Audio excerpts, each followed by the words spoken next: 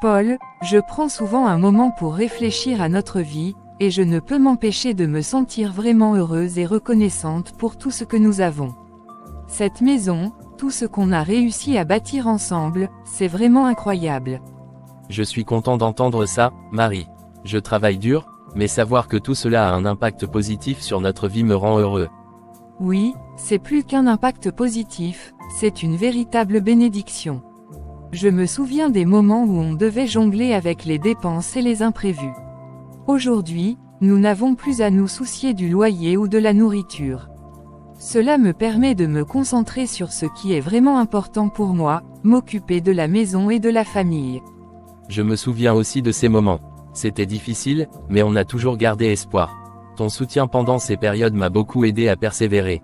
Maintenant, voir tout ce que nous avons accompli, je me rends compte que ça valait vraiment le coup. Et tu as tellement bien travaillé. Je suis vraiment fière de toi. Chaque fois que je vois les enfants heureux et en bonne santé, ça me rappelle à quel point nous avons fait des sacrifices pour leur offrir une vie meilleure. Tout cela est grâce à toi. Mais je ne pourrais pas faire tout ça sans toi, Marie. Ta gestion de la maison, ton amour et ta patience font toute la différence. Tu as transformé cette maison en un véritable foyer, et je ne pourrais pas demander mieux. Je fais ce que j'aime, et c'est un vrai bonheur de voir tout ce que nous avons construit ensemble. Même les petites choses, comme préparer les repas ou aider les enfants avec leurs devoirs, sont devenus des moments précieux parce qu'on a cette stabilité. Ça me touche de voir à quel point tu apprécies ces moments. Parfois, dans le tourbillon de la vie quotidienne, on oublie de s'arrêter et de se rendre compte de tout ce qu'on a accompli. Tes mots me rappellent l'importance de tout ce que nous avons construit ensemble. Oui, et je pense que c'est important de se souvenir de ces moments de gratitude. Même si nous rencontrons des défis, nous savons que nous avons une base solide, et cela nous donne la force de continuer. Je suis tellement heureuse de t'avoir pour époux. Tu es un soutien inestimable et un modèle pour notre famille. Merci, Marie. Tes paroles me touchent profondément. Cela me donne encore plus de motivation pour continuer à travailler dur. Nous avons surmonté beaucoup de choses, et je sais que nous pouvons continuer à avancer ensemble. Absolument. Je crois que tant que nous restons unis, rien ne peut nous arrêter. Nous avons construit quelque chose de merveilleux, et je suis impatiente de voir ce que l'avenir nous réserve. Moi aussi, nous avons tellement à célébrer, et je suis heureux de le faire avec toi. Merci pour tout ce que tu fais, et pour être simplement toi. Je t'aime, Paul, et je t'aime pour tout ce que tu es et tout ce que tu fais. Je suis tellement heureuse de partager cette vie avec toi. Je t'aime aussi, Marie. Et je suis reconnaissant pour chaque jour passé à tes côtés. Plus tard. Salut, Claire. Comment ça va aujourd'hui? Marie, je suis ravie de te voir. Viens t'asseoir, ça va très bien, merci. Et toi, comment va tout le monde à la maison? Oh, tout va bien, merci. La maison est toujours aussi animée. Les enfants sont en pleine forme. Julie a commencé à se passionner pour la peinture, et Max adore ses cours de musique. Oh, c'est super. Julie est vraiment talentueuse, je me souviens de ses dessins. Et Max, la musique, c'est une belle passion. Chez nous, ça bouge aussi. Lucas a commencé à faire du sport, il ne parle que de ça. C'est génial, le sport, c'est excellent pour lui. J'imagine qu'il doit être plein d'énergie avec tout ça. Comment va ta famille, sinon? Très bien. Thomas est toujours aussi occupé avec son travail, mais il arrive à équilibrer ça avec la famille. Et les enfants, comme je te l'ai dit, sont très actifs. Léa a eu des bons résultats à son dernier examen, donc on est tout content. Félicitations à Léa, ça doit être un soulagement de la voir réussir. Ça me rappelle les jours d'école des enfants. C'est incroyable comme le temps passe vite. Oui, vraiment. On a l'impression que les journées défilent à une vitesse folle. Mais je suppose que c'est le signe que tout se passe bien, non? Absolument. On est tellement occupé, mais c'est pour la bonne cause. Parfois, on a besoin de ces moments pour nous rappeler à quel point on est chanceux. C'est vrai. Les enfants grandissent, les projets avancent, et même si c'est parfois un peu chaotique, il y a toujours de bons moments à partager. Oui, c'est le plus important. Bon, je vais devoir partir. D'accord. Je passerai un soir chez toi pour nous relaxer un peu. Avec grand plaisir. Je me réjouis déjà. Merci pour cette belle après-midi, Claire. Merci à toi, Marie. Passe une bonne soirée et à très bientôt. À très bientôt, Claire. Le lendemain. Tu as vu Marie et Paul récemment? Oui, je les ai croisés l'autre jour. Ils étaient encore en train de se promener main dans la main dans le parc. C'est toujours comme ça avec eux, non? Oui, c'est un peu agaçant. Ils semblent toujours si parfaits. On dirait qu'ils sont dans leur propre monde, complètement insouciants des regards des autres. C'est vrai, leur complicité est si visible. Parfois, je me demande si ça ne frôle pas la démonstration.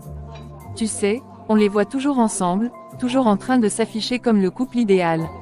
C'est exactement ça. Ça nous fait sentir comme si nos propres relations étaient insuffisantes en comparaison. Ils semblent avoir une vie sans problème, alors que nous, on doit composer avec les aléas de la vie quotidienne. Je sais ce que tu veux dire. On a tous ces petits tracas et ces moments de doute dans nos relations. Et voir Marie et Paul toujours aussi unis, ça nous rappelle encore plus les difficultés qu'on peut rencontrer. Oui, parfois je me demande si leur bonheur affiché ne nous est pas un peu imposé. On a l'impression qu'ils veulent nous faire sentir qu'on rate quelque chose dans nos propres vies. Peut-être qu'ils ne le font pas exprès, mais c'est difficile de ne pas ressentir ça. Le quartier tout entier semble être sous leur charme. C'est comme s'il était le modèle de ce qu'une relation devrait être. Non mais c'est vraiment frustrant. On verra comment cela va finir un jour. Oui, tu as raison. Paul, je voulais te parler de quelque chose d'important. Tu peux t'asseoir, s'il te plaît. Bien sûr, monsieur Dupont. De quoi s'agit-il? Tout d'abord, je tiens à te féliciter pour ton excellent travail. Tes réalisations au sein de la société ont été remarquables. Ta capacité à gérer les projets et à obtenir des résultats a vraiment fait la différence. Merci beaucoup, c'est toujours un plaisir de travailler sur ces projets et de contribuer à l'équipe. Nous avons tous remarqué tes efforts et tes réussites. C'est pourquoi je suis heureux de t'annoncer que nous envisageons de te promouvoir. Cette promotion est bien méritée et témoigne de ton engagement et de ton travail acharné. C'est une excellente nouvelle, je suis vraiment ravi d'entendre ça. Merci beaucoup pour cette opportunité. Je suis content que ça te fasse plaisir. Cependant, il y a un petit détail à discuter. Nous envisageons de te transférer à une autre société affiliée située en Europe.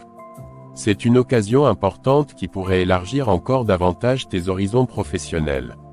Oh, je vois, c'est un grand changement. Qu'est-ce que cela impliquerait pour moi et ma famille? Je comprends que cela peut représenter un grand ajustement. Pour l'instant, il n'est pas encore décidé si tu seras transféré immédiatement ou si tu continueras encore quelque temps avec nous. Nous voulons nous assurer que tout est bien en place pour toi avant de prendre une décision finale. C'est une grande opportunité, mais il y a aussi beaucoup de choses à considérer. Je devrais en parler avec ma famille pour voir comment cela pourrait les affecter. Absolument. Prends le temps nécessaire pour discuter avec eux et évaluer la situation. Je suis sûr que ce sera une expérience enrichissante, mais il est important que tu sois à l'aise avec la décision. Merci pour votre compréhension, je vais en parler avec ma femme et mes enfants. J'apprécie vraiment cette opportunité et je ferai de mon mieux pour m'adapter à la nouvelle situation, si nous décidons de prendre cette voie. C'est exactement ce que j'espérais. Nous avons confiance en toi et nous savons que tu feras un excellent travail, où que tu sois.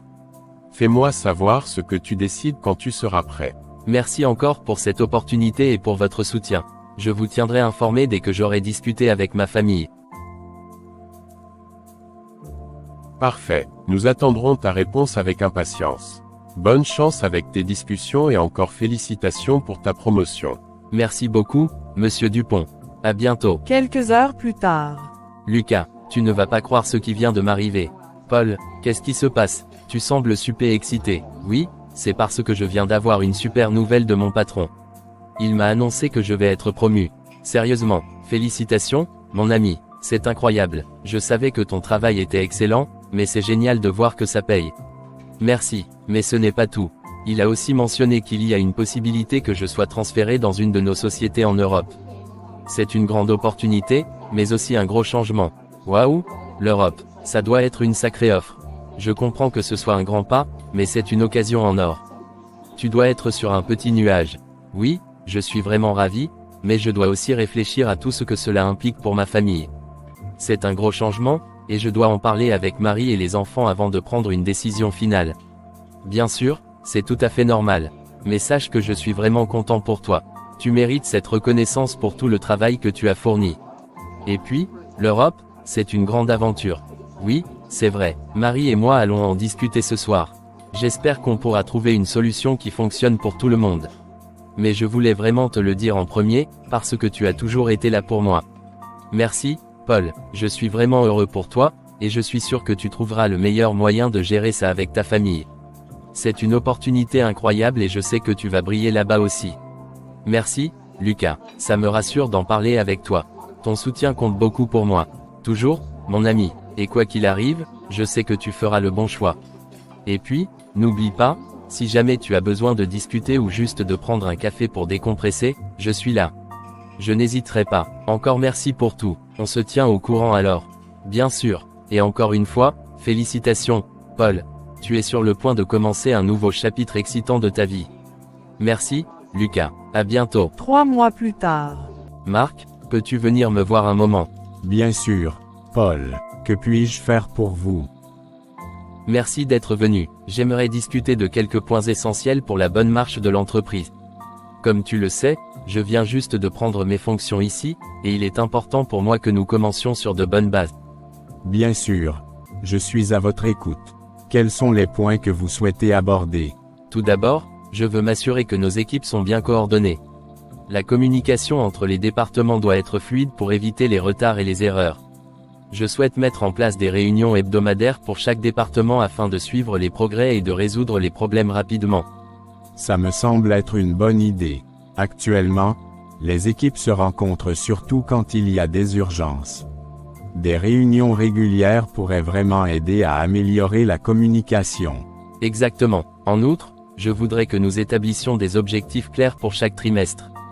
Chaque équipe devra soumettre un rapport de progression à la fin de chaque mois. Cela nous permettra de nous assurer que nous sommes sur la bonne voie et d'ajuster les plans si nécessaire. Je comprends. Je vais faire en sorte que chaque responsable de département soit informé de ces nouvelles directives. Nous devrons également leur fournir les outils nécessaires pour suivre ces objectifs. Parfait. Aussi, je veux que nous renforcions notre approche client. Assurons-nous que chaque interaction avec nos clients soit excellente. Nous devons recueillir régulièrement leur feedback et utiliser ces informations pour améliorer nos services. Oui, c'est crucial. Je vais travailler avec l'équipe de service client pour mettre en place un système de feedback plus systématique. Nous pourrions aussi envisager des enquêtes de satisfaction plus fréquentes. Excellente idée. Enfin, je souhaite promouvoir un environnement de travail collaboratif. Encourager l'innovation et la prise d'initiative est essentiel. Nous devons créer un espace où chacun se sent libre de partager ses idées et d'expérimenter. Je suis tout à fait d'accord. Je pense que beaucoup de personnes dans l'équipe ont des idées qui pourraient vraiment bénéficier à l'entreprise. Nous devons nous assurer qu'elles se sentent valorisées et écoutées. Parfait. Je suis convaincu que ces changements nous aideront à atteindre nos objectifs et à renforcer notre position dans le marché. Merci pour ton soutien dans cette transition, Marc. Avec plaisir, Paul. Je suis vraiment enthousiaste à l'idée de travailler avec toi et de voir ces nouvelles initiatives en action. On va s'assurer que tout se passe bien. Super, je compte sur toi pour faire avancer ces projets. Si tu as besoin de quoi que ce soit ou si des questions surgissent, n'hésite pas à me le faire savoir. Je te tiendrai au courant.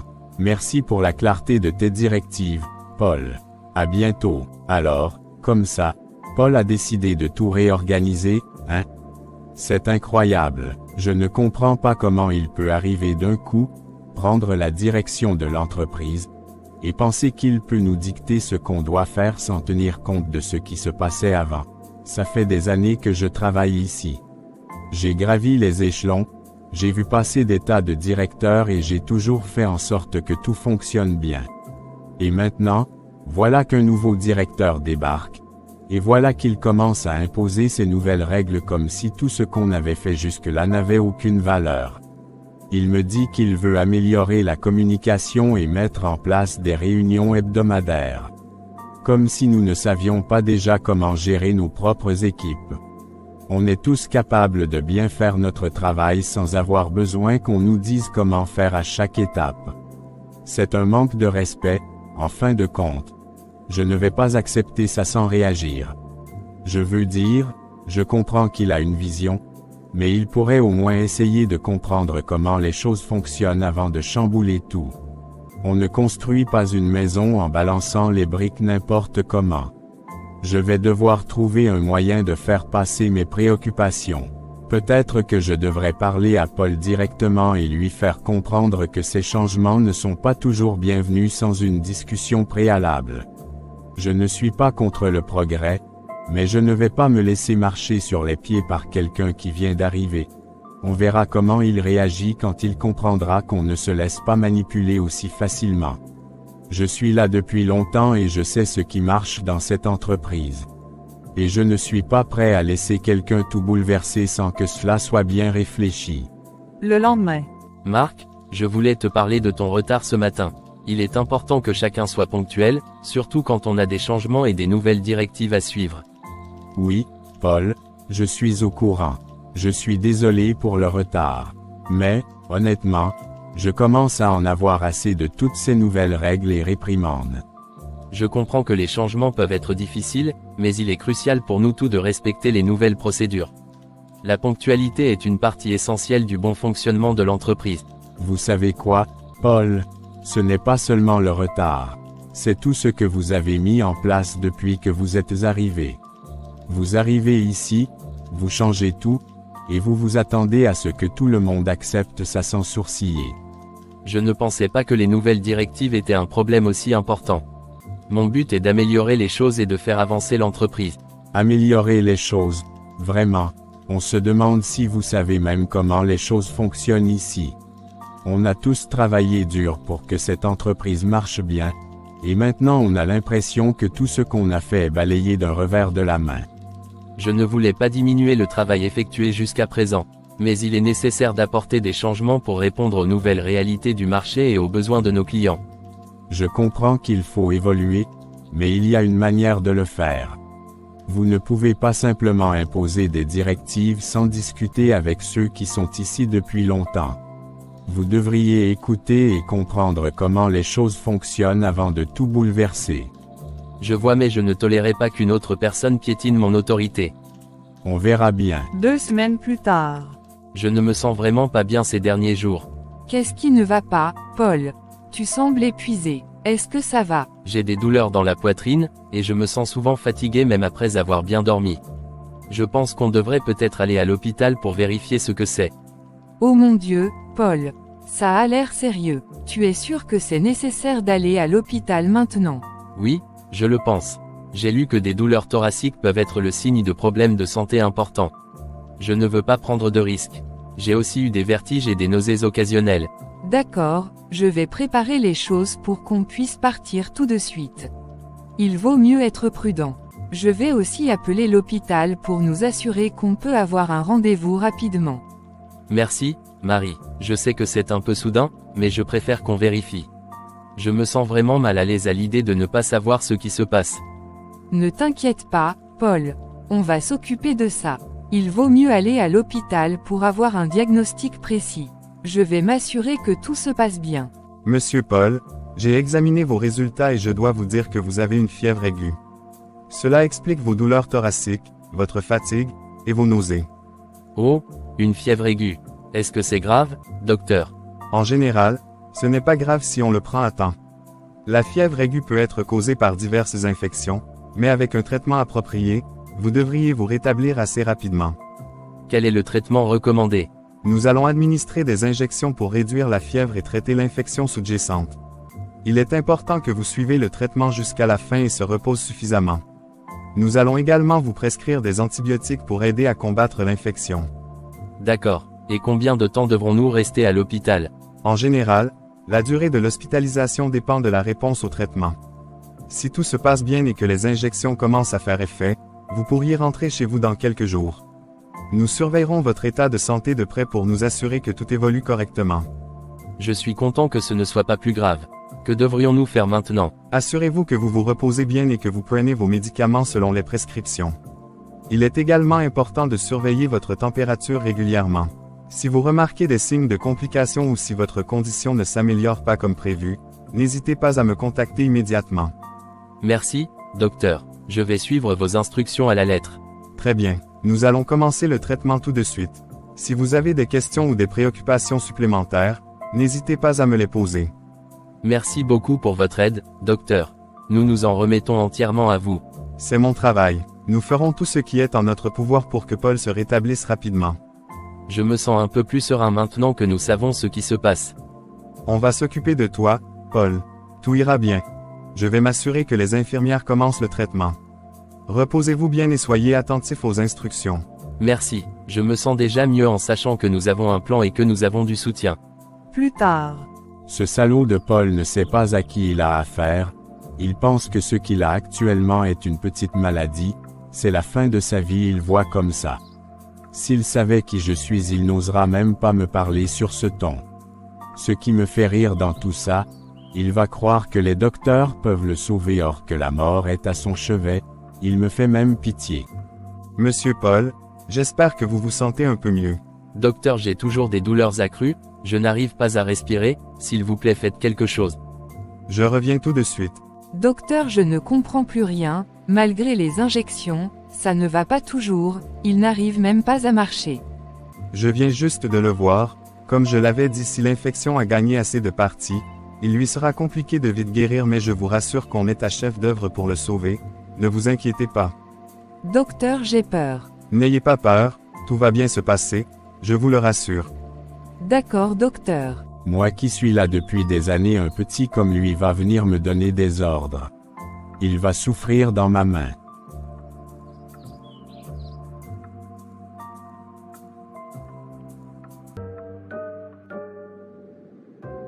Je n'arrive vraiment pas à comprendre. Paul semblait réagir correctement au traitement au début, et maintenant, sa condition empire chaque jour. On lui a administré tout ce qu'il fallait, antibiotiques, antipyrétiques, injections pour contrôler la fièvre. Qu'est-ce qui nous échappe? Je me pose la même question. Tous les résultats de ces analyses étaient stables jusqu'à récemment. Il n'y avait rien d'alarmant au départ. Mais là, sa température grimpe en flèche, il est de plus en plus faible, et aucune de nos interventions ne semble inverser la tendance.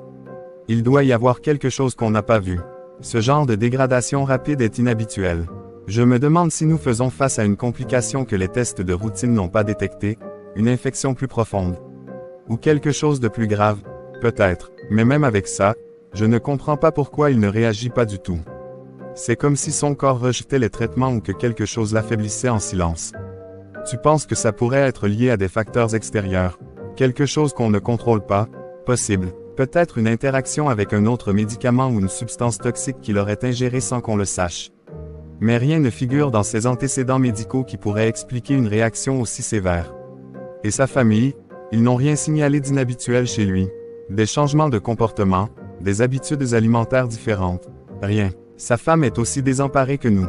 Elle dit qu'il a juste commencé à s'affaiblir plus rapidement ces dernières semaines. Alors quoi? Une complication sous-jacente que nous n'avons pas encore découverte? Ou autre chose? Il nous faut des réponses rapidement. Son état devient critique. Oui, on ne peut pas se permettre de le perdre sans comprendre ce qui se passe. Il nous faut de nouveaux tests, peut-être des examens plus poussés. Et peut-être une surveillance plus rigoureuse de son environnement. Quelque chose nous échappe, et je ne laisserai pas tomber jusqu'à ce qu'on trouve ce que c'est. D'accord, allons creuser plus loin. Il est temps d'intensifier nos investigations. Eh bien, on dirait que c'est enfin mon moment. Paul est hors jeu, cloué au lit avec sa maladie, et personne ne sait quand, ou même si, il reviendra. Mais en attendant, quelqu'un doit bien prendre les rênes de cette entreprise, non? Je suis ici depuis bien plus longtemps que Paul. J'ai vu cette boîte évoluer, j'ai travaillé dur, et pourtant, c'est lui qu'ils ont promu. Un étranger, qui arrive et se croit déjà au sommet. Mais là, c'est différent. Il n'est plus là pour donner des ordres, alors c'est à moi de montrer de quoi je suis capable. Personne ne va remettre en question ma position. Après tout, je connais cette entreprise mieux que quiconque. Je suis là depuis le début, moi. Si Paul ne peut plus revenir, eh bien, ce sera moi qui prendra définitivement sa place. Directeur par intérim, non. Directeur tout court. Je le mérite. Les autres employés vont s'y habituer rapidement. Ils savent que je suis compétent, que je sais comment faire tourner les choses. D'ailleurs, qui d'autre pourrait diriger à part moi? Personne ne me tient tête.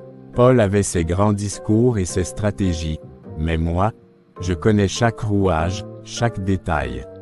L'entreprise a besoin de quelqu'un comme moi pour la mener à bien. Enfin, c'est mon heure. Je vais prendre le contrôle. Et même quand Paul reviendra, s'il revient, il découvrira que tout est déjà en place, avec moi à la tête.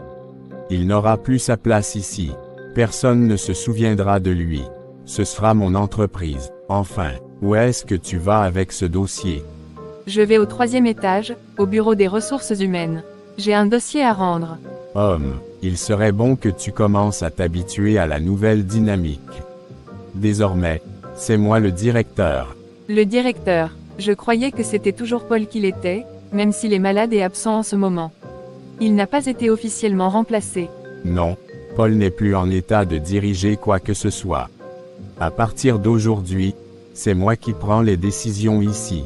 Je ne suis pas le directeur par intérim, non. Je suis le directeur, un point c'est tout. Mais, il n'y a pas eu d'annonce officielle.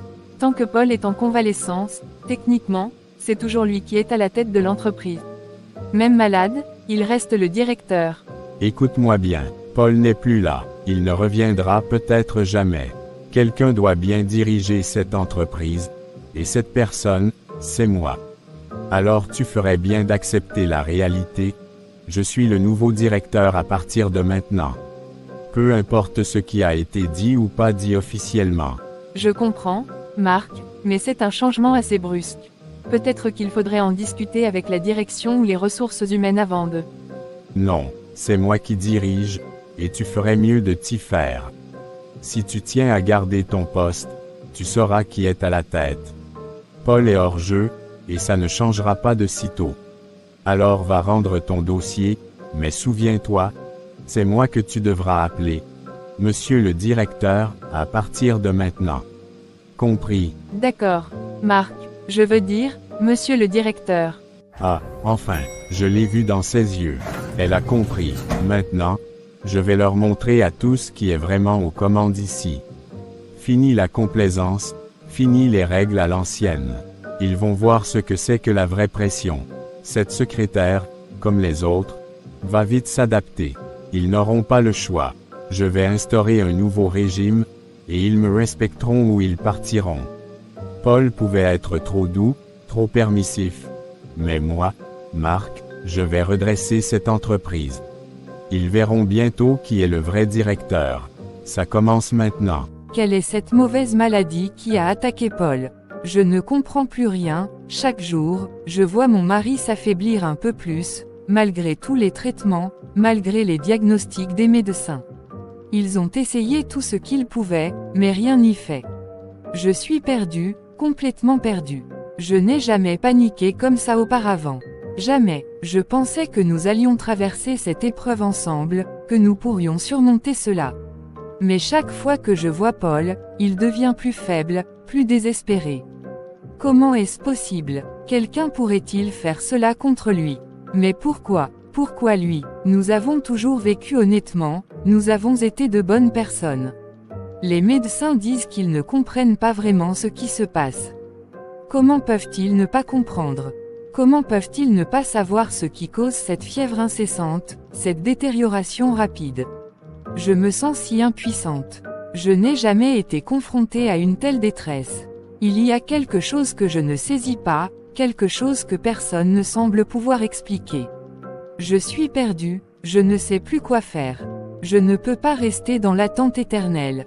Je dois être forte pour Paul, mais chaque jour qui passe semble n'apporter que plus de questions et de souffrances. Pourquoi cela nous arrive-t-il? Comment puis-je continuer à espérer quand tout semble s'effondrer autour de moi? Plus tard.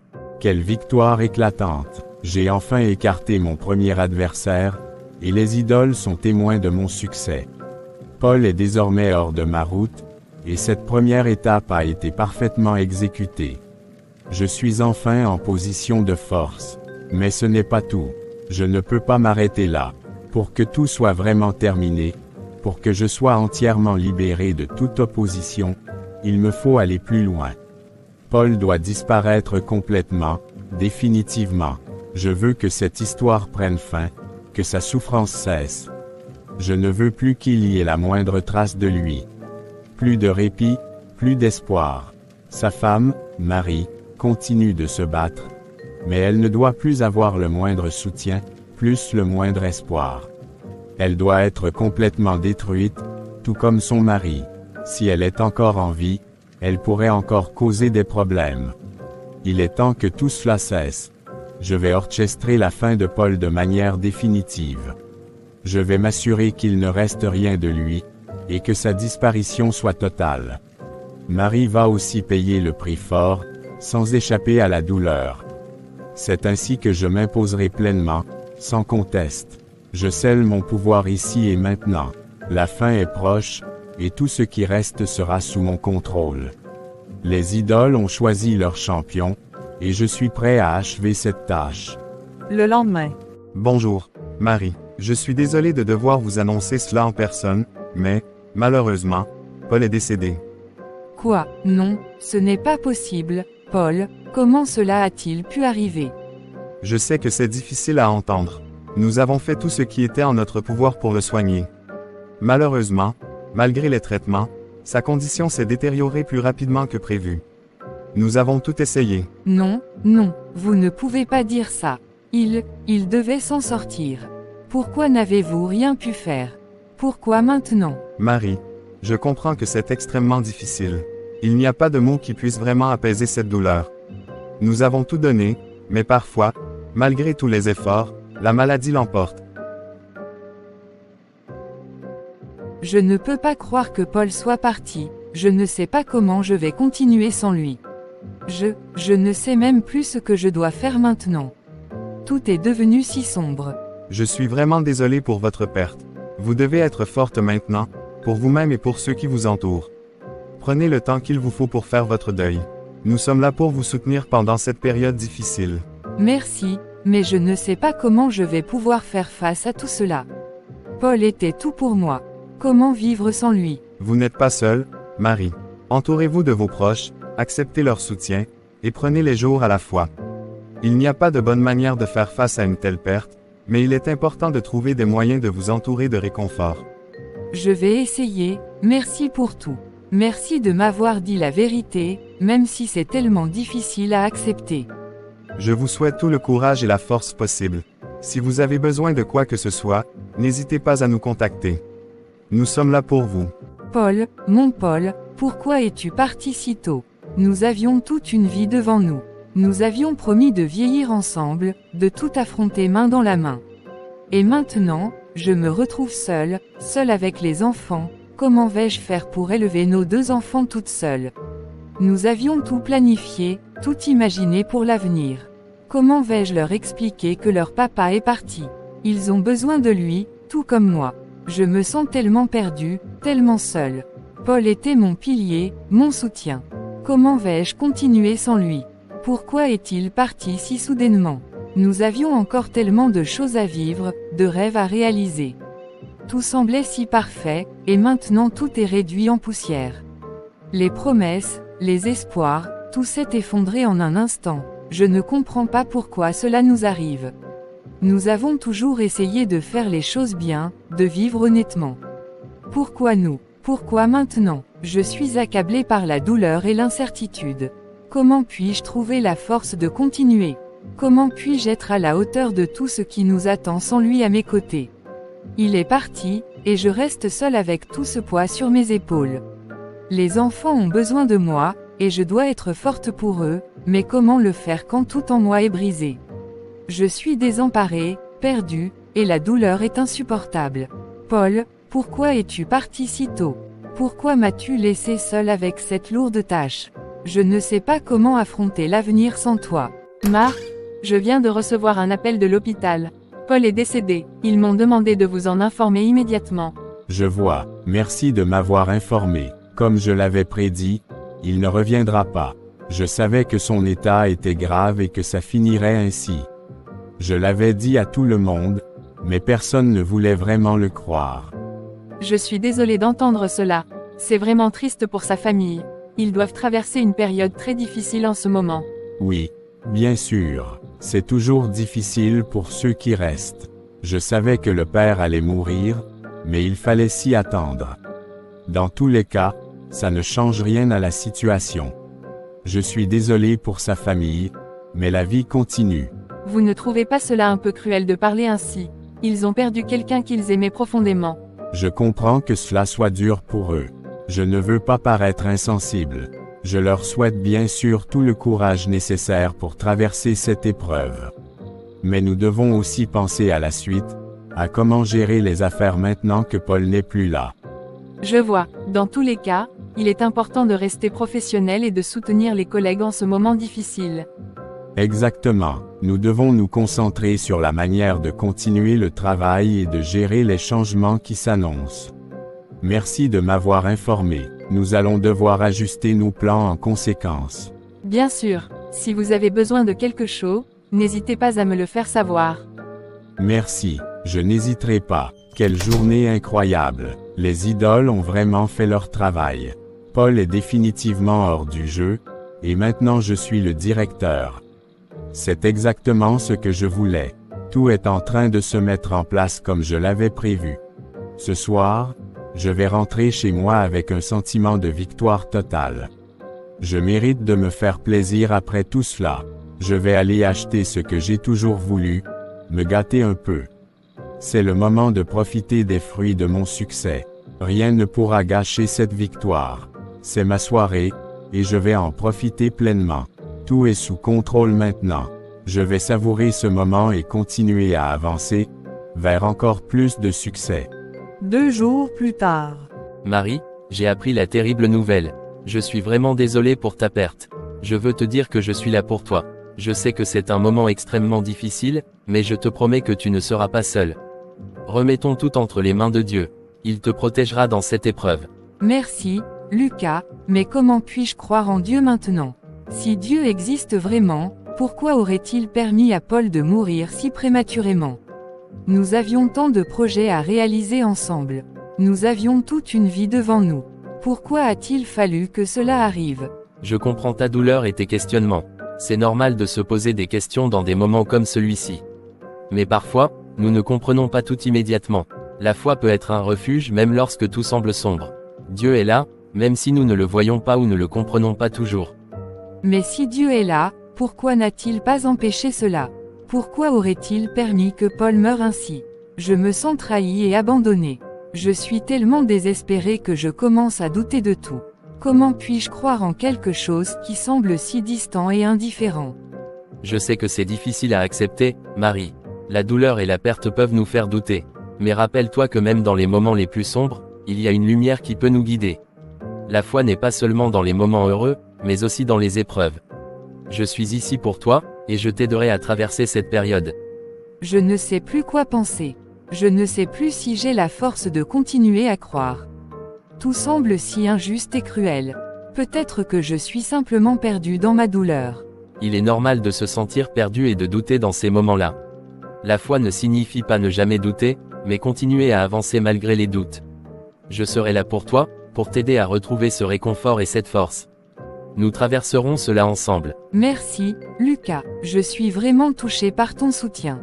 Je ne sais pas comment je gérerai tout cela, mais ta présence et tes paroles me réconfortent un peu. Je suis là pour toi, Marie. Nous trouverons un chemin à travers cette épreuve, et nous garderons espoir malgré tout. Tu n'es pas seul. 3 mois plus tard, Paul est enterré. Marie, je sais combien ce moment est difficile pour toi. Nous avons traversé tant d'épreuves ces dernières semaines. Mais maintenant que Paul est enterré, il est temps de commencer à regarder de l'avant.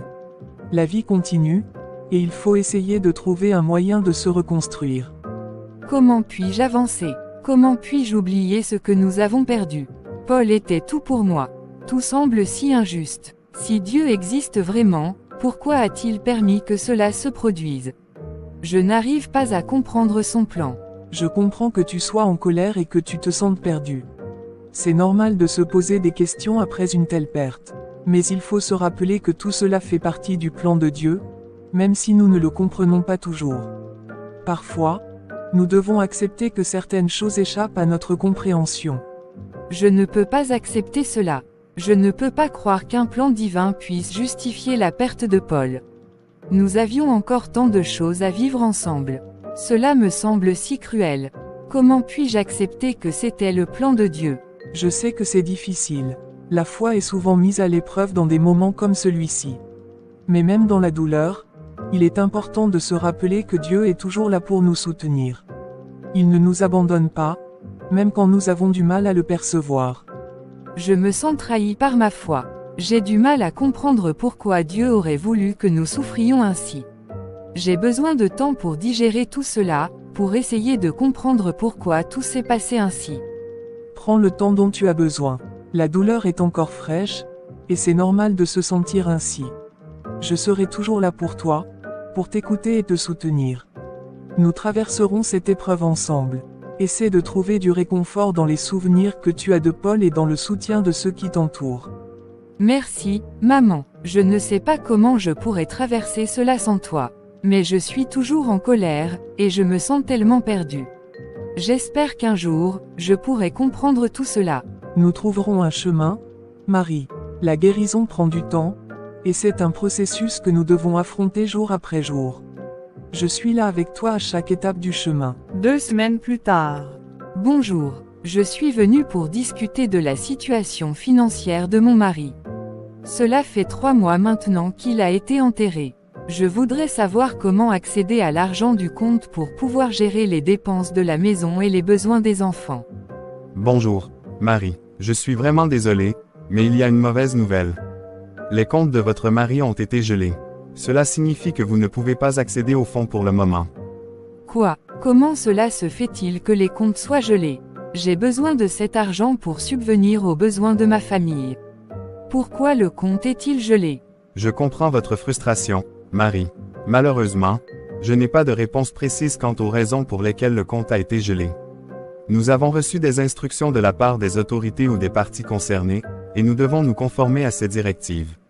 Mais cela ne fait aucun sens. Pourquoi ne puis-je pas avoir accès à l'argent de mon mari? Est-ce que vous savez combien de temps cela pourrait prendre pour débloquer le compte? J'ai des enfants à nourrir et des dépenses urgentes à couvrir. Je suis vraiment désolé pour cette situation. Je travaille d'arrache-pied pour résoudre ce problème et débloquer le compte dès que possible. Je comprends que cela met votre famille dans une situation très difficile, et je fais de mon mieux pour accélérer le processus.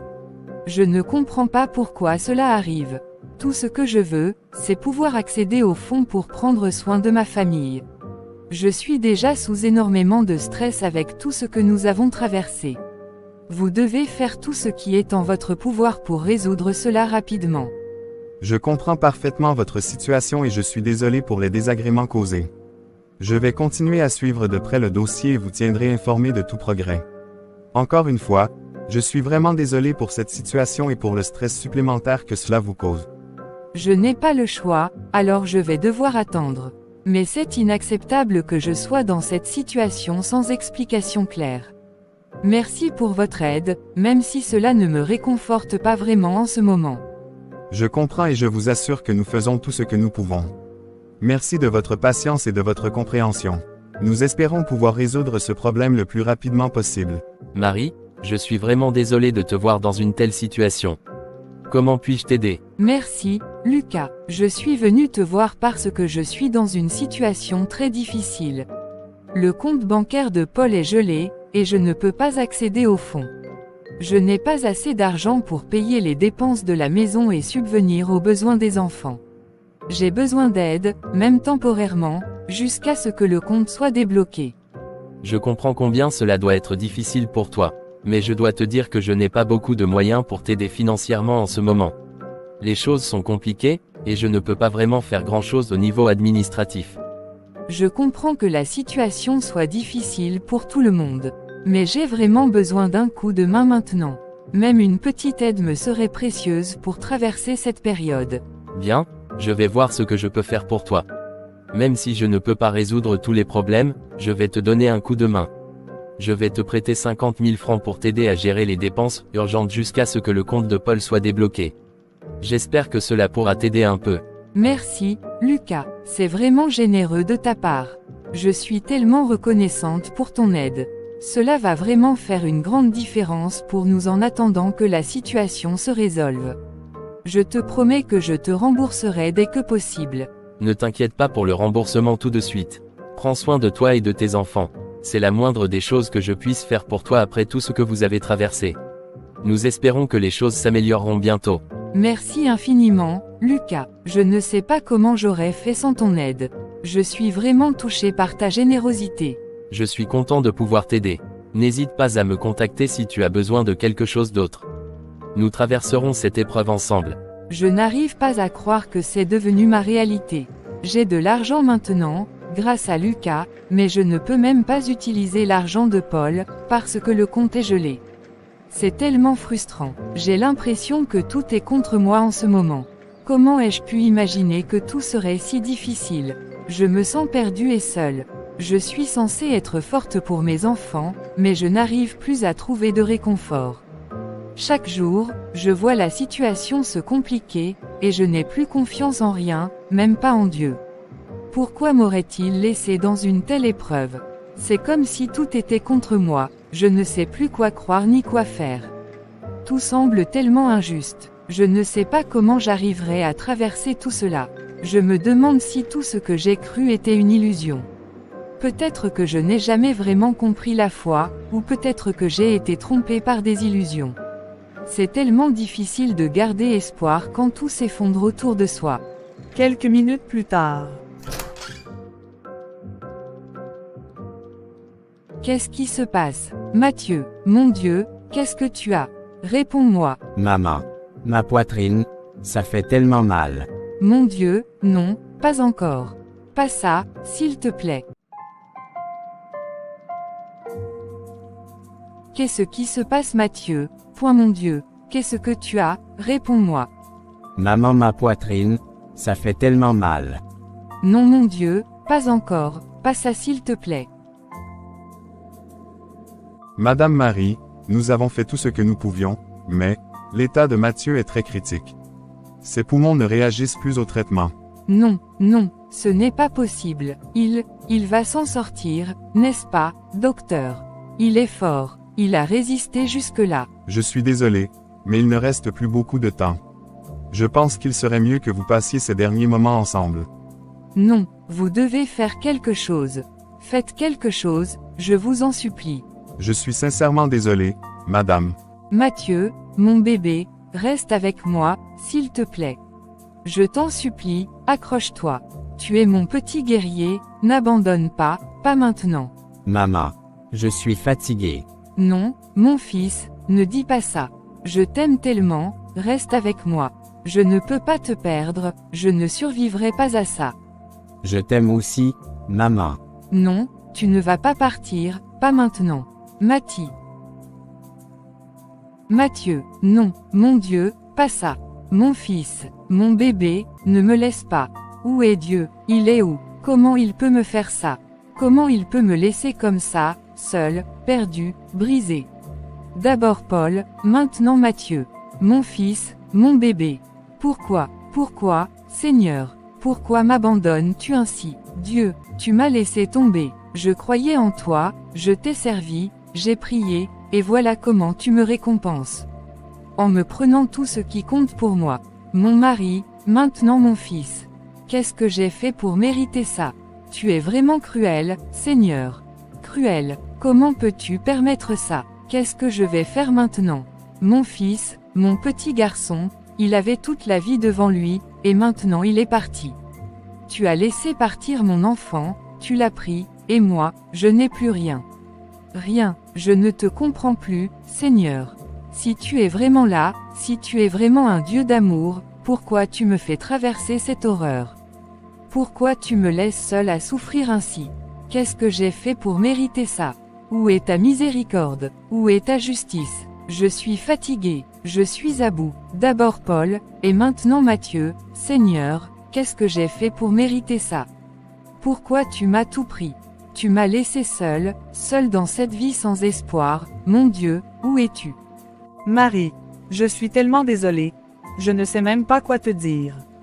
Qu'est-ce que tu pourrais dire, Sophie? Rien, il n'y a rien à dire. Mathieu est parti, tout comme Paul, Dieu m'a tout pris. Je ne comprends plus rien. Je ne peux pas imaginer ce que tu ressens. Mais je suis là, Marie, je suis là pour toi. Tu n'es pas seule. seul, c'est tout ce que je suis maintenant. Paul, Mathieu, je n'ai plus rien, Sophie. Plus rien. Comment est-ce que Dieu peut être si cruel? J'ai tout perdu. Mon mari, mon fils, tout. Marie, je comprends ta colère, ta douleur, mais Dieu ne t'a pas abandonné. Parfois, dans nos pires moments, on ne voit pas son plan. Peut-être que, Son plan. Quel plan, Sophie? Quel Dieu aimant prendrait un mari et un fils en si peu de temps? Un Dieu cruel, c'est ce qu'il est. Ne me parle pas de plan. S'il m'aimait vraiment, pourquoi me laisserait-il souffrir comme ça? Pourquoi me prendre tout ce que j'aime? je ne sais pas pourquoi tout ça arrive, Marie. Je n'ai pas de réponse. Mais je sais que tu es forte, et que tu ne dois pas perdre espoir. Tu n'es pas seule, je suis là avec toi. Je ne suis pas forte, Sophie. Je suis brisée. J'ai perdu foi en tout, même en Dieu. Comment pourrais-je continuer sans eux? Comment pourrais-je seulement respirer dans ce vide qu'ils ont laissé? Un pas après l'autre, Marie. Un jour à la fois. C'est tout ce qu'on peut faire. Je sais que ça paraît impossible maintenant, mais je t'aiderai à tenir bon. On va passer à travers cette épreuve ensemble, d'accord?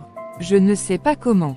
Je ne sais pas si j'y arriverai. Mais je suis tellement fatiguée. Tu y arriveras. Je suis là, et Dieu est encore là, même si tu ne le vois pas maintenant.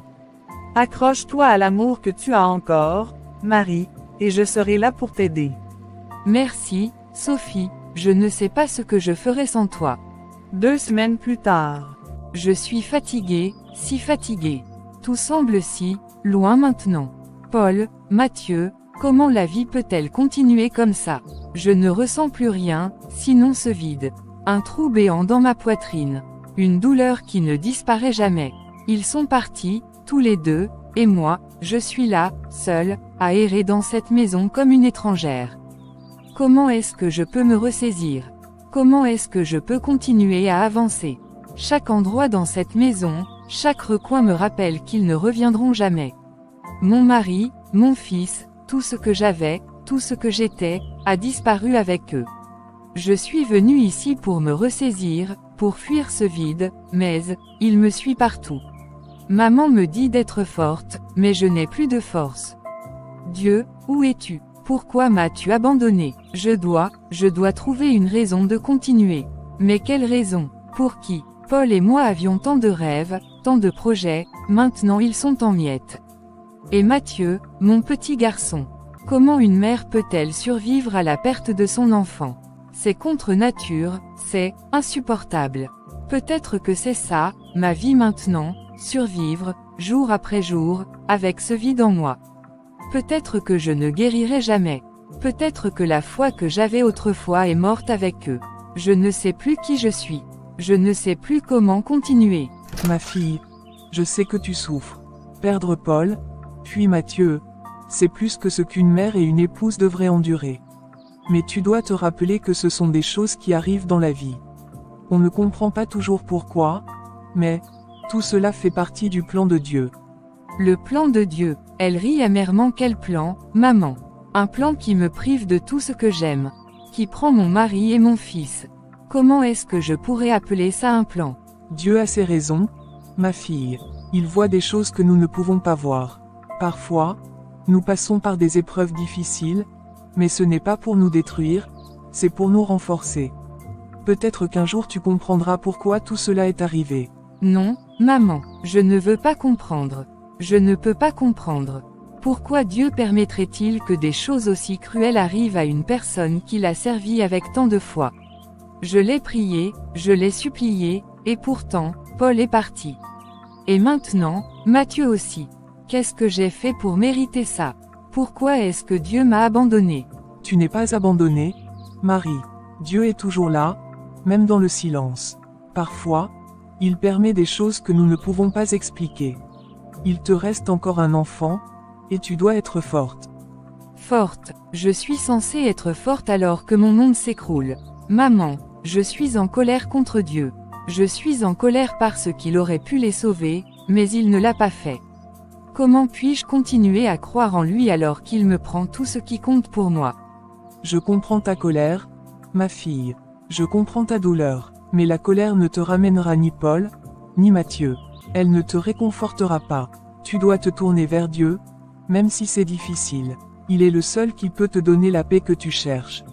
Je ne sais plus si je crois encore, maman. Je ne sais plus si Dieu existe vraiment, parce que s'il existe, pourquoi me laisse-t-il souffrir comme ça? Parfois, ma fille, la foi est tout ce qu'il nous reste, même quand tout semble perdu. Je ne peux pas te dire pourquoi cela t'arrive, mais je sais que Dieu ne te tourne pas le dos. Même si tu es en colère contre lui, il est toujours là, il attend que tu lui parles. Je ne sais pas si j'en ai encore la force. Tu la trouveras, ma fille. Un jour à la fois. Je suis là, et Dieu aussi, même si tu ne le vois pas maintenant. Maître, je suis venu vous remercier. Vous et vos idoles avez accompli un travail incroyable. Paul est parti, tout s'est déroulé comme vous l'aviez prédit. Je suis maintenant en position de force, et personne ne se mettra sur mon chemin. Les idoles ont parlé, et elles ont agi. Ce n'était que le premier pas, Marc. Mais souviens-toi, les forces que tu invoques demandent toujours un prix. Es-tu prêt à continuer, à aller plus loin? Je suis prêt à payer le prix, maître. Je veux que tout soit terminé. Paul n'est plus, mais sa famille me complique encore la tâche. Sa femme, elle doit souffrir davantage. Je veux qu'elle se noie dans la douleur, qu'elle ne se relève jamais. Il faut qu'elle soit détruite complètement, qu'elle comprenne que tout est fini pour elle. Les esprits sont puissants, mais ils ne sont pas gratuits. Ce que tu demandes, Marc, est un travail dangereux. Plus tu avances dans cette voie, plus tu t'éloignes du monde des vivants. As-tu vraiment réfléchi à ce que tu es en train de devenir? Je m'en fiche. Tout ce que je veux, c'est m'assurer que personne ne se mette sur mon chemin. Je suis prêt à sacrifier ce qu'il faut. Les idoles ont déjà fait leur part, et je suis reconnaissant. Mais il reste du travail à faire. Je veux que Paul soit oublié, que sa femme soit ruinée, que sa descendance soit anéantie. Tout doit disparaître. Très bien, Marc. Les esprits te soutiendront, mais ils demanderont plus de sacrifices. Ce n'est pas un jeu, et les conséquences peuvent être lourdes pour toi également. Es-tu prêt à offrir ce qu'ils réclament? Je suis prêt, quoi qu'il en coûte. Je dois rester au sommet. Continuez le travail, maître. Je vous payerai ce que vous demandez. Alors, prépare-toi, Marc. Les prochains jours seront cruciaux. Les esprits réclameront plus que des offrandes matérielles. Ils veulent ton âme, ta dévotion totale. Si tu continues sur cette voie, il n'y aura pas de retour en arrière. Je n'ai plus rien à perdre. Faites ce que vous devez faire. Alors, que les esprits continuent leur travail. Reviens dans quelques jours, et tu verras les résultats. Merci, maître. Je reviendrai. Ce n'est que le début de ma victoire. Quelques jours plus tard. Bonjour, monsieur. Je suis revenu pour savoir si le compte de mon défunt mari est enfin débloqué. Madame, je vous ai déjà dit que la procédure est en cours. Nous faisons tout notre possible, mais malheureusement, pour l'instant, le compte reste bloqué. Il y a des complications juridiques et administratives que nous devons résoudre avant de pouvoir vous donner accès à ces fonds. Des complications. Ça fait des mois que je viens ici, que je patiente. D'abord, j'ai perdu mon mari, et maintenant, mon fils est aussi parti. Comment est-ce possible que vous n'arriviez toujours pas à régler ces soi-disant complications? Je ne peux plus attendre, monsieur. Je comprends votre douleur, madame. Croyez-moi, ce n'est pas de la mauvaise volonté. Le gel des comptes en cas de décès est une procédure standard, et elle doit être traitée avec prudence. Nous devons nous assurer que tout est en ordre légalement avant de pouvoir vous restituer l'accès aux fonds. Vous comprenez ma douleur. Non, vous ne comprenez rien. J'ai 2 enfants à nourrir, à habiller. L'un est déjà mort. Vous savez ce que c'est de perdre un enfant. De voir votre mari mourir sous vos yeux et de ne rien pouvoir faire. Et maintenant, vous me dites encore d'attendre. Madame, je suis vraiment désolé pour ce que vous traversez. Vous avez tout à fait le droit de vous sentir en colère et désemparé. Mais je vous assure que nous faisons tout ce qui est en notre pouvoir pour accélérer le processus. Les fonds sont là, mais légalement, nous sommes tenus de suivre certaines étapes. Je n'ai plus de temps pour vos étapes et procédures. Je n'ai plus de patience. Je suis épuisé, monsieur. Je n'ai plus rien. Il me faut cet argent, sinon je vais tout perdre. Le propriétaire de la maison menace de nous expulser parce que je n'ai pas payé le loyer depuis des mois. Que vais-je faire si vous ne m'aidez pas? Je suis à bout, je vous en supplie. Je comprends que la situation est critique. Ce que je peux faire, c'est contacter nos services juridiques une nouvelle fois et voir s'il y a une manière de prioriser votre dossier. Je vais aussi m'assurer qu'on explore toutes les options disponibles pour vous aider à accéder au fonds le plus rapidement possible. Je n'ai plus de force, monsieur. Je n'ai plus de force pour continuer à attendre. Chaque jour qui passe, c'est comme si on me poignardait encore et encore. Je ne sais plus quoi faire, je suis complètement perdu. Je suis vraiment désolé, madame. Je vais tout faire pour que ce dossier soit traité en priorité. Je vais même personnellement suivre cette affaire avec nos avocats et les autorités concernées. Mais s'il vous plaît, essayez de tenir encore un peu. Je sais que c'est difficile, mais abandonner maintenant ne vous aidera pas.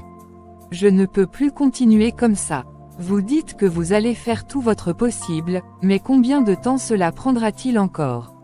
Mon fils est mort, mon mari est mort, et maintenant je n'ai plus que mes prières qui, semble-t-il, ne sont même pas entendues. Je vais personnellement veiller à ce que vous obteniez des réponses dans les prochains jours. C'est tout ce que je peux vous promettre pour l'instant. Donnez-nous encore un peu de temps, s'il vous plaît. Le temps, voilà tout ce que j'ai maintenant. Mais sachez que ce temps, je le vise dans la peur, dans la douleur. J'espère juste que vous comprenez à quel point j'ai tout perdu, monsieur. Faites vite, parce que je n'ai plus rien à perdre. Je suis vraiment désolé. Je vais faire de mon mieux, je vous le promets. Merci, mais des promesses, j'en ai assez entendu. Faites-le, s'il vous plaît, faites-le. 3 jours plus tard. Bonjour, madame, excusez-moi, je ne veux pas vous déranger, mais Dieu m'a mis sur votre chemin pour vous dire quelque chose d'important. Je ressens que vous traversez une période difficile, mais sachez que Dieu est toujours à vos côtés, même dans les moments les plus sombres. Continuez de lui faire confiance. Il fera de grandes choses pour vous. Quoi, Dieu, vous êtes sérieuse là? Écoutez, je ne sais pas qui vous êtes, mais faites-moi une faveur, passez votre chemin. Dieu et moi, c'est fini. Il m'a abandonné, alors ne venez pas me parler de ces soi-disant grandes choses. Je sais que vous souffrez, parfois la douleur nous fait douter, mais Dieu ne nous abandonne jamais. Il voit vos larmes, il comprend votre chagrin, mais vous devez persévérer dans la foi. Même quand tout semble perdu, il y a toujours un espoir. Un espoir? Quel espoir? Vous parlez d'espoir alors que j'ai perdu mon mari, mon fils. Vous avez une idée de ce que ça fait de les enterrer, l'un après l'autre. Vous ne savez rien de ma souffrance. Dieu a été absent quand j'avais le plus besoin de lui. Il m'a trahi, il m'a pris tout ce qui comptait. Alors arrêtez de me parler de lui comme si je pouvais encore avoir foi en quoi que ce soit. Je comprends que vous soyez en colère, que vous ressentiez une grande injustice. C'est naturel, mais Dieu n'est pas responsable de votre souffrance. Le mal et la douleur existent dans ce monde, mais Dieu est là pour nous soutenir, pour nous donner la force de surmonter ces épreuves. Ne me dites pas ce qui est naturel ou ce qui ne l'est pas. Vous croyez que Dieu est là pour me soutenir? Où était-il quand mon fils agonisait? Quand mon mari mourait sous mes yeux? J'ai prié, j'ai crié, mais il n'a rien fait. Rien. Alors allez prêcher vos belles paroles à quelqu'un d'autre. Moi, je ne veux plus rien entendre. Je ne suis pas là pour vous convaincre de quelque chose que vous ne ressentez plus, mais pour vous rappeler que Dieu ne vous a pas oublié. Parfois, nous ne comprenons pas pourquoi certaines choses arrivent, mais il a un plan, même dans les épreuves les plus dures. Un plan, c'est ça que vous dites. Vous croyez qu'il a un plan pour moi. Ce plan, c'est de me laisser seule avec mes enfants sans un sou, sans personne pour m'aider. Vous croyez que c'est un bon plan. Vous savez quoi, si c'est ça le plan de Dieu, je ne veux pas en faire partie. Je ne prétends pas comprendre pourquoi ces choses horribles vous arrivent, mais je sais que la foi peut vous aider à trouver la paix. Dieu ne vous punit pas, il vous prépare à quelque chose de plus grand. Plus grand, ce qui est grand, c'est l'absurdité de vos paroles. Je suis fatigué d'entendre des excuses pour expliquer l'inexplicable. Il n'y a pas de raison à tout ça, juste de la souffrance. Alors faites ce que vous voulez avec votre foi, mais laissez-moi tranquille avec la mienne, ou ce qu'il en reste. Je suis désolé que vous vous sentiez ainsi. Je prierai pour vous, même si vous ne croyez plus. Je prierai pour que vous retrouviez la paix un jour. Gardez vos prières. Elles ne m'ont jamais servi à rien. Dieu n'existe pas. Non, il n'existe pas. Parce que s'il existait, il n'aurait pas permis tout ça. Pourquoi moi? Pourquoi ma famille, mon mari, mon fils, tout parti? Et moi, je suis là, seul, à essayer de survivre. À quoi bon croire en un Dieu qui n'écoute pas, qui ne voit pas mes larmes, qui reste sourd à mes prières? Et ces gens, ils osent venir me parler de Dieu, de foi. Mais qu'est-ce qu'ils savent? Qu'est-ce qu'ils comprennent? Personne ne sait ce que c'est de tout perdre en un clin d'œil, de se retrouver dans le noir total, sans espoir, sans lumière. J'ai prié, j'ai supplié, j'ai cru. Et pourquoi? Rien, silence. Personne ne doit plus jamais me parler de lui. C'est fini, Dieu ne fait rien pour moi, alors pourquoi je devrais faire quoi que ce soit pour lui? S'il existe, il ne m'a jamais aimé. Il m'a abandonné à ce monde cruel, seul avec ma peine et ma douleur. Je n'ai plus besoin de Dieu. Je vais m'en sortir seul, comme je l'ai toujours fait. Personne ne viendra me sauver, certainement pas lui. Je suis seul, et c'est bien ainsi. Quelques jours plus tard. Madame Marie, je suis venu pour discuter de votre loyer. Ça fait maintenant 4 mois que vous êtes en retard. Je vous ai accordé plusieurs délais, mais là, je ne peux plus attendre. Monsieur Diakité, je sais que je vous dois beaucoup. Mais vous devez comprendre, c'est une période très difficile pour moi. J'ai perdu mon mari, et maintenant mon fils. Je suis seul, et je ne sais plus quoi faire. Je comprends que vous traversez une épreuve difficile, Marie. Vraiment, je suis désolé pour votre perte. Mais vous savez, moi aussi j'ai des obligations. Je dois rendre des comptes pour cette maison, et 4 mois de retard, c'est long. Vous avez déjà bénéficié de plusieurs délais. Je n'ai pas l'argent en ce moment. Mon mari avait un compte, mais tout est bloqué. Je n'ai accès à rien. Je vous en supplie, donnez-moi encore un peu de temps. J'essaie de trouver une solution. Mon fils vient à peine d'être enterré. Je ne peux pas tout gérer à la fois. Écoutez, je comprends, vraiment, mais comme je vous l'ai dit, je ne peux plus attendre indéfiniment. Je vous donne 2 semaines supplémentaires, pas plus. Au bout de ce délai, si vous ne pouvez toujours pas payer, je vais devoir prendre des mesures. Ce n'est pas ce que je veux, mais je n'ai pas le choix. 2 semaines, d'accord, je vais faire tout ce que je peux. Merci pour votre compréhension, monsieur Diakité. Je suis désolé, Marie. Je sais que ce n'est pas facile. Mais, vous devez trouver une solution. Prenez soin de vous, et si vous avez besoin de parler, je suis là. Merci pour votre patience. Marie, bienvenue, je suis content de te voir. Comment vas-tu? Lucas, je ne vais pas te mentir, ça va mal.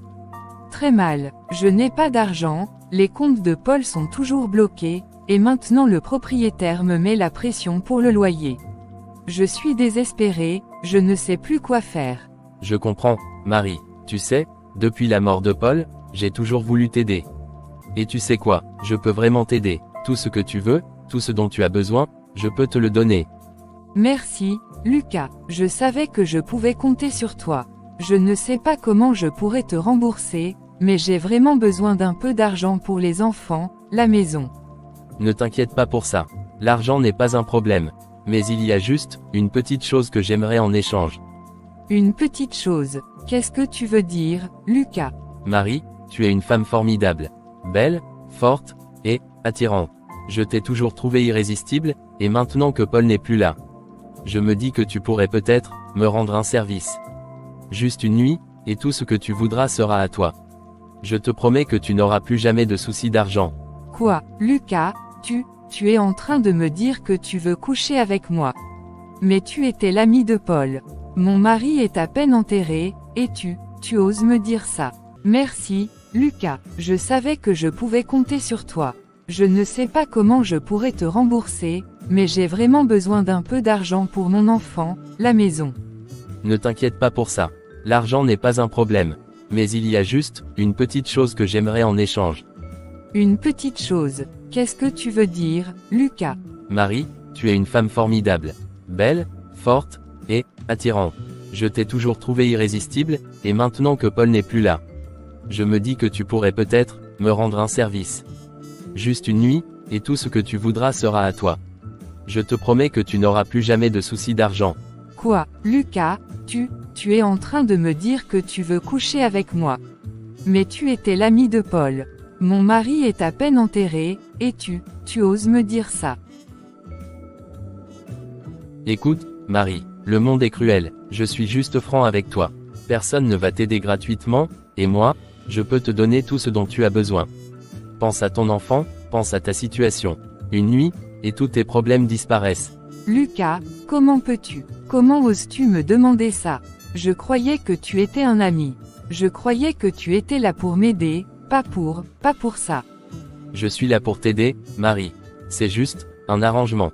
Pense-y, tu n'as plus beaucoup d'options. Non, je ne peux pas croire que tu dises ça. Je préfère tout perdre que de te vendre mon corps comme ça. Tu n'es pas celui que je croyais, Lucas. Réfléchis-y, Marie, ce n'est pas un mauvais deal. Tu sais où me trouver. Lucas me prend pour une imbécile ou quoi? Coucher avec moi avant de pouvoir m'aider alors que Paul était son meilleur ami. J'irai le voir et lui clarifier les choses. Lucas, je suis venu te voir pour te parler de quelque chose d'important. Ce que tu m'as dit la dernière fois, je ne peux pas laisser ça passer. Oh, ça, Marie, je crois que tu exagères un peu. Je t'ai juste proposé une solution à nos deux problèmes. Une solution. Tu as osé me dire que tu allais m'aider, mais en échange de coucher avec moi. Comment as-tu pu, Lucas? Comment as-tu pu me dire ça après tout ce qu'on a traversé? Après la mort de Paul. Marie, écoute, tu es une belle femme, et je sais que tu traverses une période difficile. Je voulais juste proposer quelque chose qui pourrait nous arranger tous les deux. Comment peux-tu penser une seule seconde que je pourrais envisager quelque chose d'aussi dégoûtant? Tu étais l'ami de Paul. Tu étais comme un frère pour nous. Et tu choisis ce moment où je suis au plus bas, pour essayer de profiter de moi. Marie, je n'ai pas voulu te blesser. Je pensais juste que tu comprendrais que les choses sont différentes maintenant.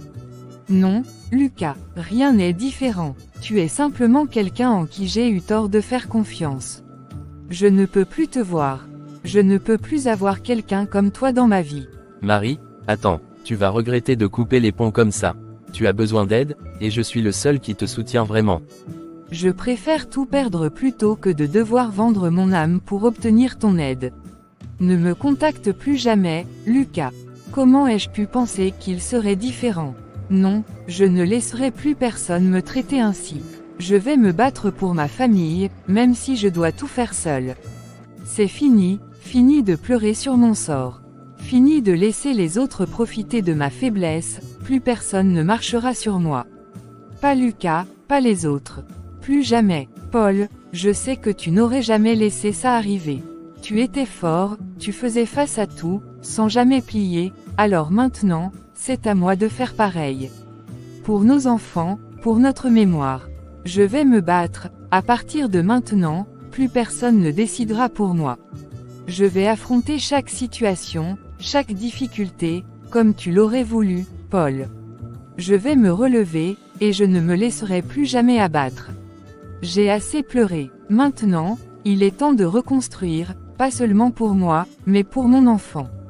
Et je sais que tu serais fier. Le lendemain. Mesdames et messieurs, collègues, nous avons traversé des moments difficiles ces derniers mois. La perte de Paul, notre ancien directeur, a laissé un vide énorme dans cette entreprise. Mais il est maintenant temps de tourner la page et de continuer à avancer. Aujourd'hui, j'ai l'honneur d'annoncer que Marc, notre fidèle collaborateur, sera désormais le nouveau PDG de cette entreprise. Marc a prouvé sa capacité à diriger en ces temps d'incertitude. Il a su prendre des décisions courageuses, et je suis persuadé qu'il mènera cette entreprise vers de nouveaux sommets. Mesdames et messieurs, je vous demande de bien accueillir votre nouveau PDG, Marc. Merci monsieur le directeur. Je suis honoré par cette décision et je promets de me montrer digne de cette confiance. Vous verrez, sous ma direction, nous accomplirons de grandes choses. Je compte sur chacun d'entre vous pour me soutenir dans cette nouvelle ère. Nous allons écrire l'histoire ensemble. Mais pourquoi Marc? Il n'a jamais été à ce niveau avant. C'est trop rapide, non? Quelque chose ne va pas. Je ne peux pas mettre le doigt dessus, mais tout ça semble étrange. Tout se passe comme prévu. Les idoles m'ont donné ce pouvoir, et maintenant, je suis intouchable. Ce n'est que le début. Ah, enfin. Tout est en place, exactement comme prévu. Ils n'ont rien vu venir, ces idiots.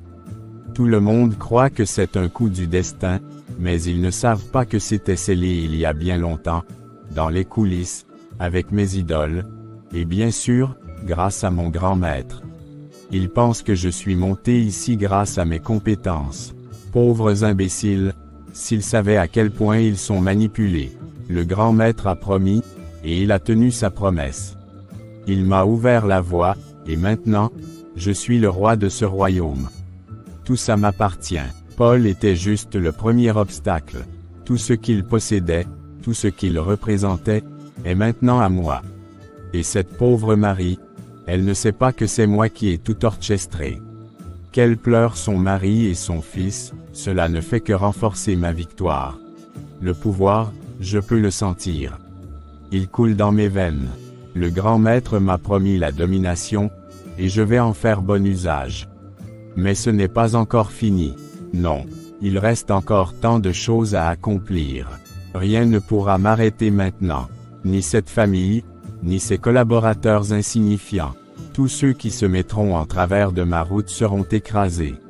Je suis intouchable. Les idoles sont avec moi, et tant qu'elles seront là, tout ce que je désire sera à ma portée. Le règne de Marc ne fait que commencer. Plus tard. Maman, je ne sais plus quoi faire. Je suis allé voir le gestionnaire, encore une fois, mais le compte de Paul est toujours gelé. Je n'ai plus un sou. Le propriétaire de la maison est venu réclamer le loyer. Ça fait 4 mois que je n'ai pas payé. Je n'ai même plus de quoi nourrir les enfants. Oh, Marie, ma pauvre fille, je savais que tu allais finir par venir me voir. Ça ne pouvait plus continuer comme ça. Je n'ai jamais imaginé me retrouver dans une telle situation. J'ai besoin d'argent, juste un peu pour payer une partie du loyer et acheter de quoi manger. Je ne sais pas comment faire autrement. Je comprends, ma fille. Ne t'inquiète pas, je vais te donner ce qu'il faut. Mais, tu sais, ma maison est grande. Tu pourrais venir vivre avec moi. Nous serions ensemble, je m'occuperai de toi et des enfants. Ici, tu n'as pas à te battre toute seule. Non, maman, je ne peux pas. Cette maison, c'est tout ce qu'il me reste de Paul. Je ne peux pas abandonner cet endroit, c'est plein de souvenirs. Si je pars, j'aurai l'impression de tout perdre, de l'abandonner, lui aussi. Je comprends, Marie, mais tu ne peux pas t'accrocher aux souvenirs au point de te noyer. Il faut que tu penses à toi et aux enfants. Paul n'aurait pas voulu te voir dans cette situation. Il aurait voulu que tu te relèves, que tu bondisses de nouveau. C'est si difficile, maman. J'ai l'impression que tout s'effondre autour de moi, et je suis là, seule, à essayer de ramasser les morceaux. Comment rebondir après tout ça? J'ai perdu Paul, j'ai perdu Mathieu, qu'est-ce qu'il me reste? Toi, Marie, il te reste toi, il te reste ta force, même si tu ne la vois pas en ce moment. Tu es plus forte que tu ne le crois, et tu as tes autres enfants qui comptent sur toi. Tu ne peux pas laisser tout s'effondrer. Parfois, j'ai l'impression que Dieu m'a abandonné. Que tout ça, c'est une punition. Dieu n'abandonne jamais, Marie, même quand on ne comprend pas ses plans, même quand tout semble injuste. Il est là, mais tu dois aussi te relever et prendre les choses en main. Ce n'est pas facile, je le sais, mais tu es une mère. Et une mère trouve toujours la force pour ses enfants. Tu as raison, maman, je vais essayer. Merci pour l'argent. Je vais utiliser ce que tu m'as donné pour le loyer et pour le ravitaillement. Je vais me battre pour eux, pour moi. C'est ça, ma fille. Ne perds pas espoir. Et si jamais tu as besoin de plus que de l'argent, tu sais que ma porte est toujours ouverte. Quelques heures plus tard. Pasteur, je suis venu vous voir parce que je suis vraiment inquiète pour ma fille, Marie. Que se passe-t-il, sœur? Tu sembles profondément préoccupée. Marie traverse des épreuves terribles. Elle a perdu son mari, Paul, et il y a quelques semaines, son fils Mathieu est aussi décédé. Ses pertes l'ont brisée. Elle est tellement anéantie qu'elle a perdu la foi, elle ne croit plus que Dieu puisse encore l'aider. Elle est en colère contre lui. C'est une grande douleur que ta fille porte. Je comprends son désarroi, les épreuves de la vie peuvent ébranler même la foi la plus solide. Mais Dieu n'a pas abandonné Marie, même si elle en doute en ce moment. Je le sais, pasteur. Mais elle ne veut plus entendre parler de Dieu. Elle est pleine d'amertume, elle dit que Dieu l'a abandonnée. Cela me fait tellement mal de la voir ainsi. C'est pourquoi je suis venu vous voir. Je vous demande de prier pour elle, pour que le Saint-Esprit la touche à nouveau et qu'elle retrouve la foi. C'est bien que tu sois venue, ma sœur. Marie traverse une vallée de larmes, mais n'oublions pas que Dieu est toujours avec nous dans nos moments les plus sombres.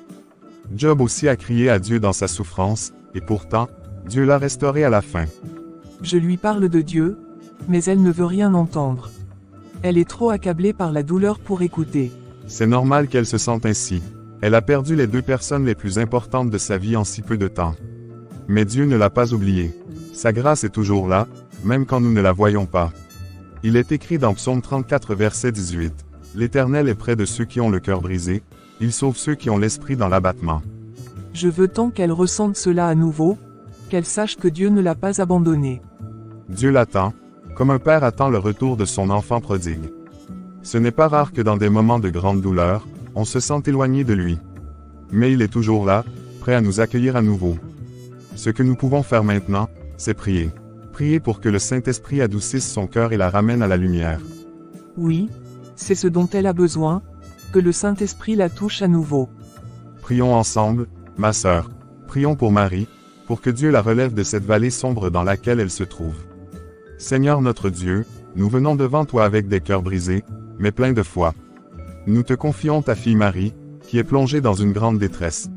Seigneur, toi qui connais nos peines et nos douleurs, toi qui es proche de ceux qui souffrent, nous te prions d'envoyer ton esprit consolateur sur Marie. Touche son cœur, Seigneur, et restaure sa foi. Que ta lumière perce les ténèbres qui l'entourent, et qu'elle sache que tu es avec elle, même dans ces moments de désespoir. Nous croyons en ta bonté et en ta fidélité, Père. Redonne-lui la paix, et relève-la par ta grâce. Nous te le demandons au nom de Jésus-Christ, notre Sauveur. Amen. Amen. Merci, pasteur. J'ai foi que Dieu écoutera nos prières. Gardons cette foi, ma sœur, et n'hésite pas à revenir, je serai toujours là pour vous soutenir. Que Dieu te donne aussi la force de continuer à être une lumière pour Marie.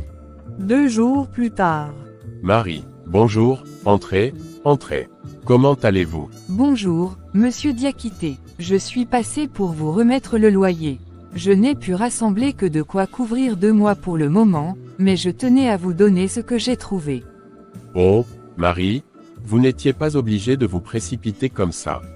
Je sais à quel point les choses ont été difficiles pour vous ces derniers mois, je comprends que ce n'est pas facile.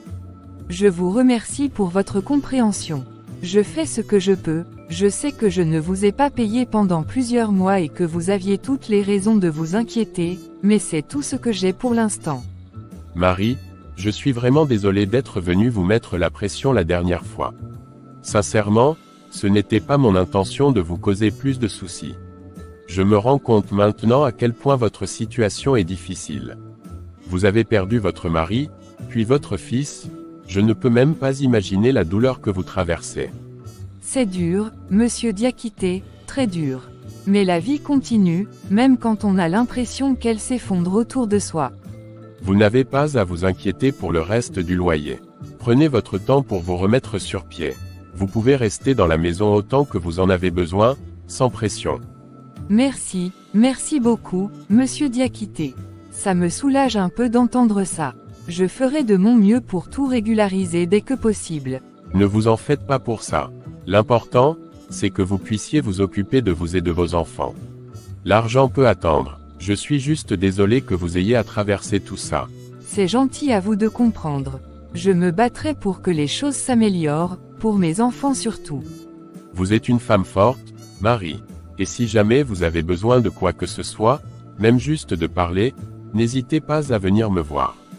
Je suis ici pour vous soutenir autant que possible. Merci encore. Je vais tout faire pour remonter la pente. Prenez soin de vous, Marie. Vous avez tout le temps qu'il faut. 1 semaine plus tard. Dieu ne t'a pas oublié, Marie. Il te prépare une grande chose. Quoi? Qu'est-ce que vous venez de dire? Dieu ne t'a pas oublié. Il voit ta souffrance. Mais garde confiance, car quelque chose de grand se prépare pour toi. Attendez, attendez. Qu'est-ce que vous voulez dire? Qui êtes-vous? Qu'est-ce qui vient de se passer? Qui était cette personne, et comment sait-elle tout ça? Dieu prépare quelque chose. Mais pourquoi maintenant? Et pourquoi est-ce que je devrais encore croire en lui après tout ce qu'il m'a pris? Qu'est-ce qui vient de se passer? Qui était cette personne? Comment pouvait-elle savoir tout ça? Dieu ne m'a pas oublié. 1. Il prépare quelque chose de grand pour moi. Mais quoi? Quoi de plus grand que ce que j'ai déjà perdu? Je ne comprends plus rien. S'il y a vraiment une grande chose qui m'attend, alors je vais attendre. Je vais voir, mais après tout ce que j'ai traversé, j'ai du mal à croire en ses promesses.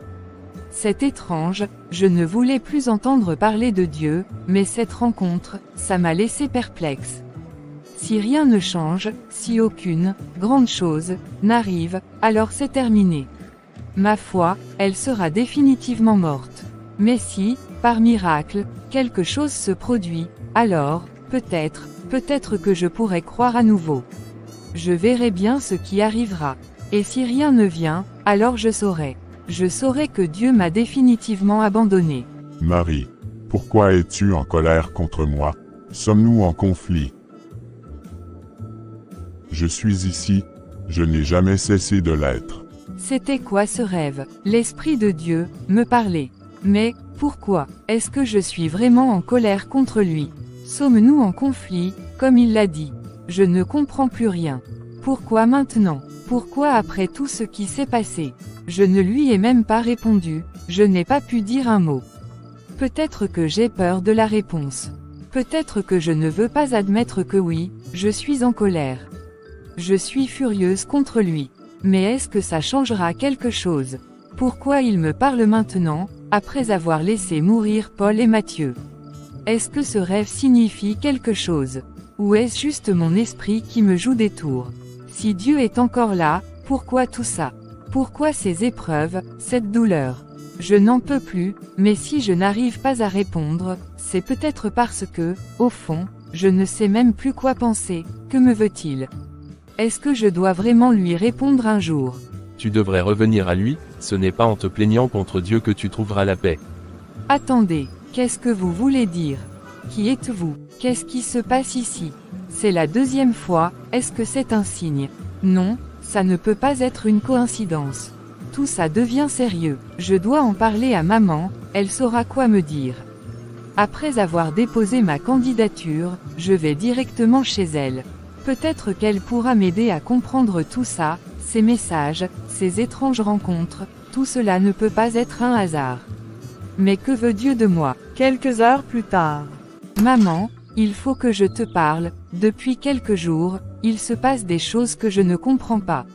Hier encore, quelqu'un est venu m'arrêter dans la rue pour me dire que je devrais revenir à Dieu. Il a disparu, juste comme ça. Je ne comprends pas, c'est comme si tout me poussait à revenir à lui, mais je ne sais pas quoi en penser. Marie, c'est Dieu qui te parle. Il ne t'a jamais abandonné, ma fille. Tu traverses des épreuves terribles, je le sais, mais Dieu n'a pas tourné le dos. Au contraire, il te cherche, il t'appelle à revenir à lui faire confiance à nouveau. Mais maman, si Dieu existe vraiment, pourquoi a-t-il laissé tout ça arriver? Pourquoi mon mari est mort si brutalement? Pourquoi Matthieu? Pourquoi devrais-je revenir à quelqu'un qui a permis que je souffre autant? Je n'y crois plus. Je sais que tu souffres, ma chérie. La douleur peut nous aveugler, nous faire douter, mais Dieu ne fonctionne pas comme nous l'imaginons. Parfois, les épreuves sont là pour nous rapprocher de lui, pour nous rendre plus forts.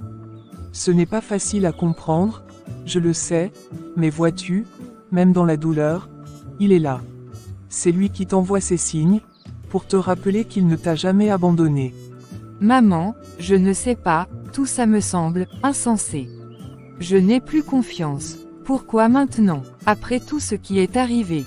Pourquoi ne pas m'avoir épargné cette douleur dès le début? Marie, je ne prétends pas avoir toutes les réponses. Mais ce que je sais, c'est que Dieu t'aime, et que tout ce que tu traverses, aussi injuste que cela puisse paraître, fait partie d'un plan que nous ne comprenons pas toujours. Il est patient, il attend que tu reviennes à lui. Peut-être que tu ne vois pas encore le but, mais lui, il sait où il te mène. Peut-être que tu as raison.